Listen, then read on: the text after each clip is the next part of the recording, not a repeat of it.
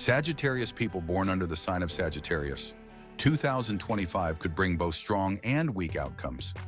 Although the transit of Jupiter will continue to be weak until May 2025, the transit of Saturn is entirely good for you until March 2025. Jupiter's transit will start to work in your favor after mid-May. Thus, Saturn's transit will wane after March. This is how each of these large transits can have both strong and weak outcomes.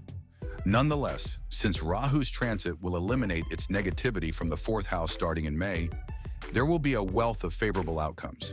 As a result, while no issues may occur because of Saturn, certain problems pertaining to domestic life or old issues will disappear. Nonetheless, the spirit of change can nevertheless make the mind somewhat cheerful. Jupiter's transit will continue to have a positive impact on financial affairs.